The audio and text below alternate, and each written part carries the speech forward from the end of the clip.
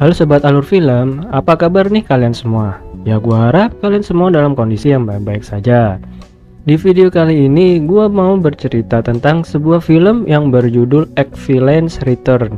Tapi seperti biasa sebelum masuk ke alur cerita, gua mau ucapin terima kasih buat sobat semua yang udah sempetin buat nonton video ini. Dan juga sobat semua yang udah subscribe channel ini, gua doain kalian diberikan kesehatan dan juga dilancarkan rezekinya. Oke, tanpa banyak basa-basi lagi, langsung aja kita masuk ke alur ceritanya.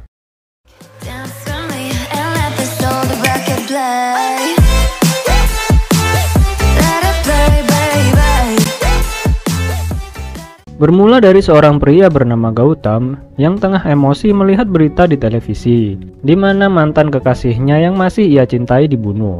Namun karena bukti video yang ditemukan oleh pihak kepolisian memperlihatkan kalau si korban menyebut-nyebut nama Gautam, sehingga Gautam ini dituduh menjadi tersangka pembunuhan dan akan ditangkap.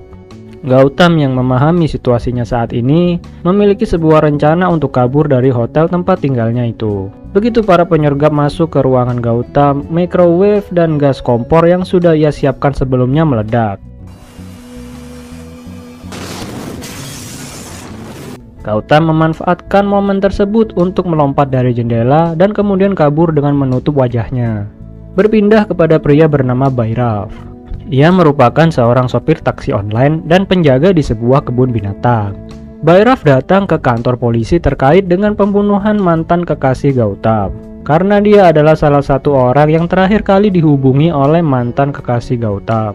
Ketika diinterogasi, Bhairav mengaku kalau dirinya tidak mengenal si korban, karena ia hanya mengantarkan korban pulang sebagai sopir taksi. Karena petugas interogasi kesal tidak mendapatkan informasi yang berguna, petugas itu kemudian meminta Bhairav untuk pergi. Tak lama setelah itu ada sebuah siaran berita yang mendatangkan seorang saksi mata bernama Ashu. Ashu ini berkata kalau pembunuh yang menggunakan topeng emot smile itu adalah Gautam. Melihat siaran tersebut, detektif Ganesan yang menangani kasus pembunuhan berantai yang melibatkan mantan kekasih Gautam itu lalu bergegas untuk pergi ke stasiun televisi yang menyiarkan berita tersebut untuk mengamankan Ashu yang mengaku sebagai saksi mata. Namun sayang, ketika Ganesan menghubungi pihak stasiun televisi, mereka mengatakan kalau Ashu ini sudah pergi dari sana. Gautam yang melihat berita itu buru-buru untuk menemui Ashu. Dia mengikuti Ashu ketika keluar dari stasiun televisi. Sampai kemudian Ashu menuju ke stasiun kereta dan menemui seseorang yang dikenalnya. Ternyata Ashu ini hanya suruhan dari orang yang melakukan pembunuhan berantai yang sedang diselidiki oleh Ganesan. Pembunuh itu meminta Ashu untuk melakukan kesaksian palsu sehingga dia bisa bebas dari kejaran polisi. "Aku sudah melakukan apa yang kau minta," kata Ashu. Tanpa pandang bulu, pembunuh bertopeng itu melempar Ashu ke rel kereta tepat saat ada kereta yang datang. Gautam yang tadi mengikuti Ashu melihat apa yang terjadi. "Di mana kau sembunyikan Arfi?" tanya Gautam. Arfi adalah mantan kekasih Gautam yang dikabarkan terbunuh itu. Karena tidak ada jawaban apapun, Gautam kemudian berencana untuk membuka topeng si pembunuh itu.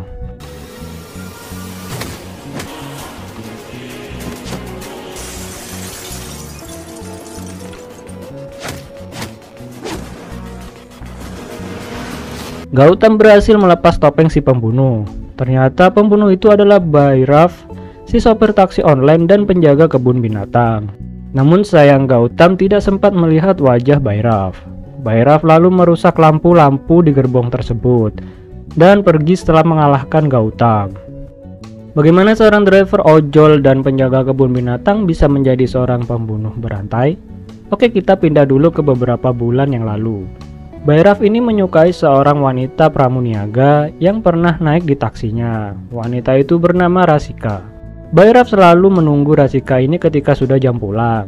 Ia berada dekat dengan tempat kerja Rasika supaya ketika Rasika memesan taksi selalu masuk ke order HP-nya. Bhairav tergila-gila dengan Rasika sampai kemudian mereka sempat untuk berkencan. Ketika Bhairav bersiap untuk melamar Rasika, ia melihat Rasika sedang bersama dengan seorang pria yang merupakan atasan Rasika di tempatnya bekerja. Bhairav yang kecewa lalu pergi meninggalkan Rasika, kembali ke kebun binatang tempat ia tinggal. Di sana Bhairav dihibur oleh anak dari atasan di tempat kerjanya yang juga tinggal di kebun binatang itu yang bernama Keshav. Keesokan harinya Bhairav kembali menemui Rasika. Rasika tahu kalau Bhairav melihat kejadian kemarin, kemudian sambil memelas ia berkata, "Tolong aku Bhairav, sebenarnya atasanku itu memanfaatkan aku karena aku berhutang kepadanya." Bhairav yang percaya dengan kata-kata Rasika dengan polosnya berniat membantu Rasika. Namun ternyata itu semua hanya tipuan Rasika. "Apakah itu yang ingin kau dengar?"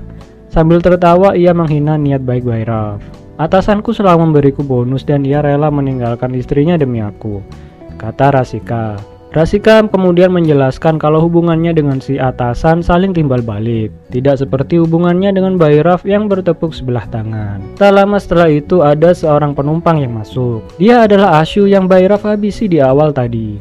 Di tengah perjalanan, Ashu yang sedang panik mencari pacarnya melihat pacarnya itu bersama dengan pria lain. Ashu yang cemburu langsung keluar dari mobil dan meminta penjelasan tentang apa yang terjadi kepada ceweknya. Ashu yang tidak ingin berpisah dengan pacarnya tersebut memohon untuk tidak mengakhiri hubungan mereka. Sampai kemudian Ashu merasa sangat kesal karena si ceweknya tidak ingin lagi bersama Ashu. Bhairav yang melihat Ashu bernasib sama seperti dirinya, di mana cintanya bertepuk sebelah tangan, kemudian keluar dari mobil lalu menghabisi pacar Ashu. Sedangkan Ashu yang sudah sangat kesal karena ditinggal pergi dengan pria lain, langsung kabur dari sana tanpa peduli kepada pacarnya lagi.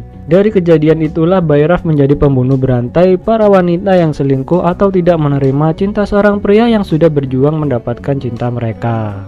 Kembali ke masa sekarang, Detektif Ganesan menemukan rekaman CCTV pertarungan antara Bhairav dengan Gautam di gerbong kereta. Ia merahasiakan rekaman itu dari pihak kepolisian karena ia tidak ingin pihak kepolisian tergesa-gesa menangkap Gautam dan Bhairav meskipun masih belum diketahui wajah Bhairav pada rekaman CCTV itu. Ganesan mengumumkan kepada publik kalau ia menantang Gautam.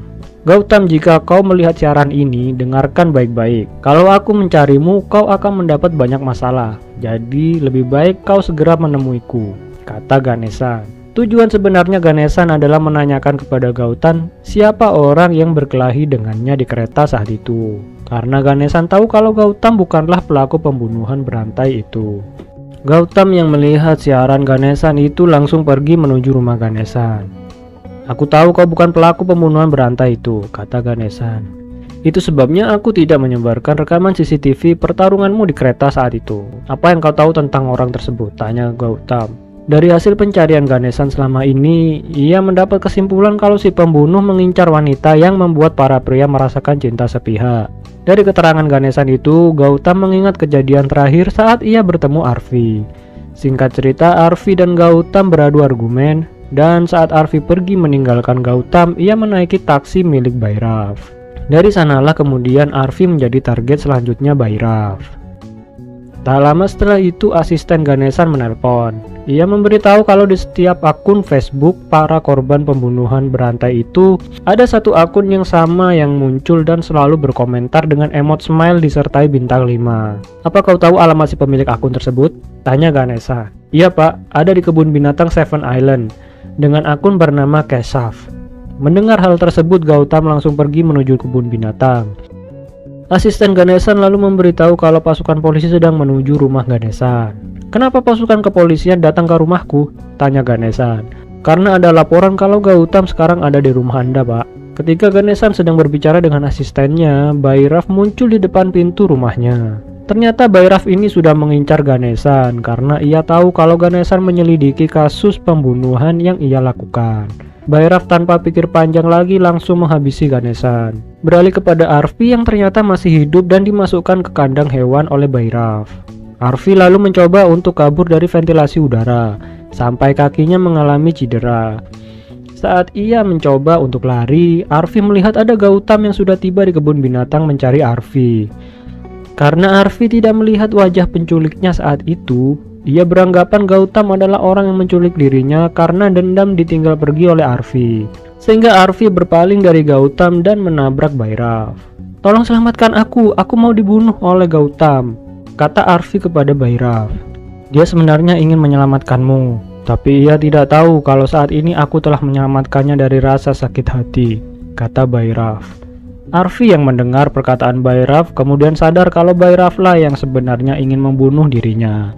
Namun hal itu sudah terlambat. Arfi tertangkap lagi oleh Bayraf dan disembunyikan di dalam ruang bawah tanah. Atasan Bayraf melihat apa yang dilakukan oleh Bayraf. Bayraf yang tidak ingin rahasianya tersebar kemudian mendekati atasannya itu lalu membunuhnya.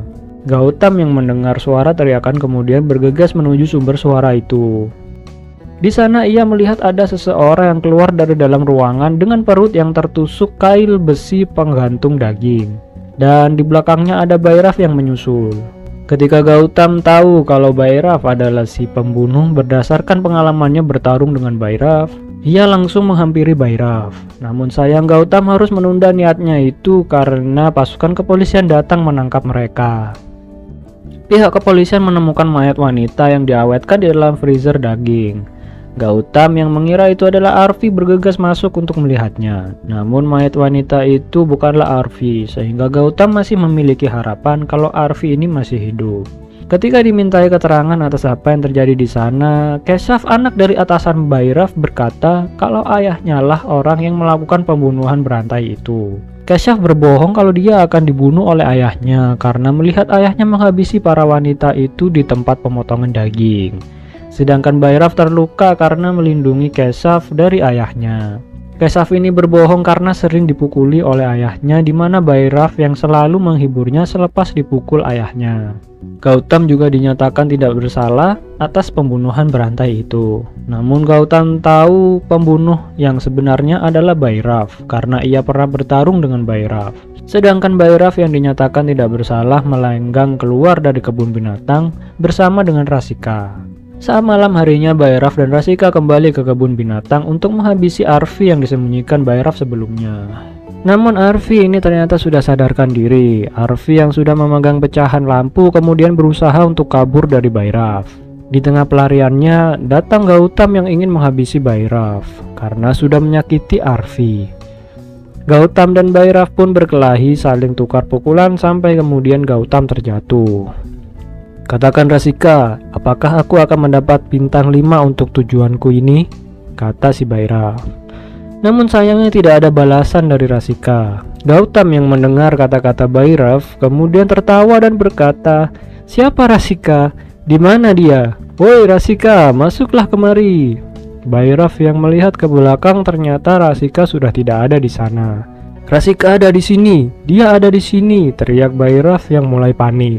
"Dari awal dia tidak ada di sini, dia hanya ada dalam pikiranmu saja," kata Gautam kepada Bayraf. Dan ternyata Rasika yang sebenarnya telah terbunuh oleh Bayraf ketika Rasika bercerita kalau dirinya lebih menyukai atasannya dibanding Bayraf. Dan mayat yang ditemukan polisi di freezer daging saat itu ternyata adalah mayat Rasika ini. Jadi Rasika yang diajak bicara oleh Bayraf selama ini hanya ada di dalam pikiran Bayraf saja, yang sangat terobsesi oleh Rasika. Gautam yang melihat Bayraf sudah kacau pikirannya kemudian melontarkan sebuah pukulan yang membuat Bayraf berlutut. Gautam yang melihat Bayraf sudah tidak lagi memiliki hasrat untuk membunuh kemudian pergi membawa Arfi keluar dari kebun binatang itu. Sedangkan Bayraf yang merasa sangat sedih karena mengingat tentang apa yang terjadi antara dirinya dengan Rasika, kemudian melihat bayangan Rasika yang memanggilnya. Bayraf lalu menghampiri Rasika dan pada kenyataannya Bayraf ini memasuki kandang harimau yang tengah kelaparan. Dan film pun berakhir. Nah sobat, itu tadi adalah alur cerita dari film yang berjudul X-Villain's Return. Sampai di sini dulu untuk video kali ini. Terima kasih buat kalian semua yang sudah menonton dan sampai jumpa pada video alur cerita berikutnya. The record play.